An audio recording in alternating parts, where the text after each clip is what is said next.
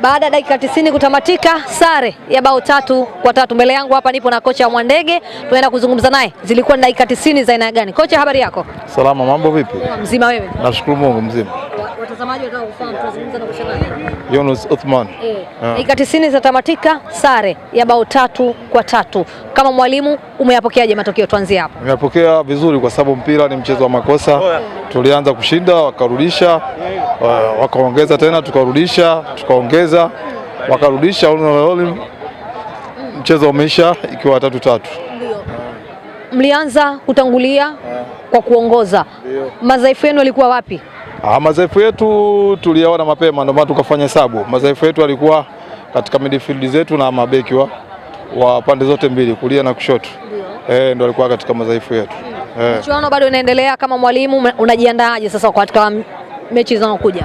Hili tumeliacha kwa sababu lishapita, kwa hiyo tunajiandaa na game inayokuja. Tutamwomba Mwenyezi Mungu na tutafanya mazoezi au tuandike uwanja mazoezi kufanya vizuri zaidi.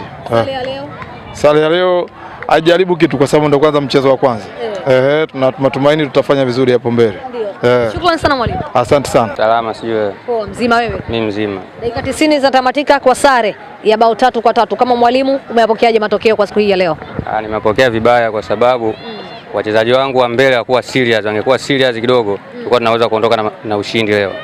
Unafikiri kwa leo nini kiliwakamisha kutoa na sare ya bao 3-3 wakati mmejiandaa vizuri? Kutokuwa serious kwa masteka wangu.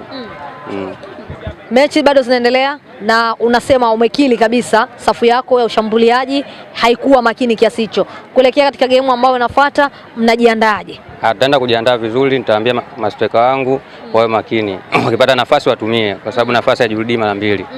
Michuano ni mikali lakini. Mikali tunajua. Mmejipanga? Tumejiandaa, ndio maana tumeamua kushiriki ya mashindano. Ndio. Shukrani sana mwalimu. Shukrani na wewe.